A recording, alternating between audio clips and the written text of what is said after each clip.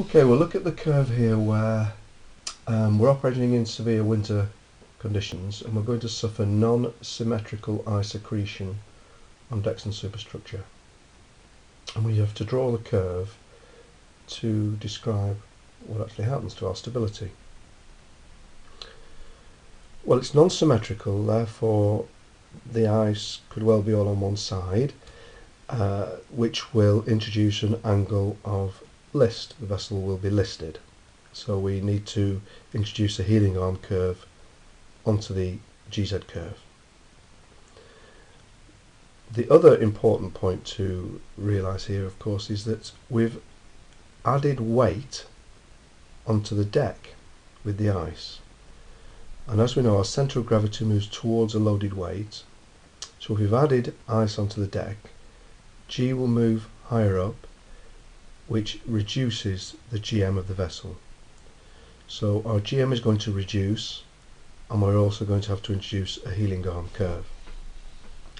So if we look at our curve here, there's the GZ values on the y-axis, angle of heel along here. That's the reduction in the GM due to the vertical shift.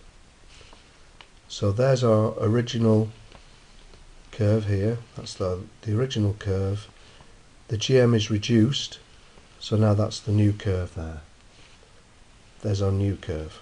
Okay, so all this in here, all this value, all these dots in this area here, they are a lost stability due to the vertical shift of the centre of gravity, in other words the reduction in the GM. So that's the original GZ curve, now this is the new GZ curve. Then we have to introduce our heeling arm due to the transverse shift. So we draw a heeling arm going right across, and therefore everything underneath here is lost stability due to the transverse shift. So we've got lost dynamic stability here due to the vertical shift, then we've got lost stability, dynamic stability due to the transverse shift. So what remains is the white area here, and that's the dynamic stability that remains. So we've lost all this stability, all the dots represent stability that we've lost. Because if you like, it's a double blow. The GM is reduced and a heeling arm curve is introduced due to the transverse shift. So we've two lots of stability that we've lost. So as it says here, the result is a reduced GM, reduced maximum GZ, reduced angle of vanishing stability, and greatly reduced range of stability, and of course greatly reduced dynamic stability. So when we have ice accretion on deck, you must remember the two important factors. GM is reduced, it's non-symmetrical, therefore you're going to have an angle of list.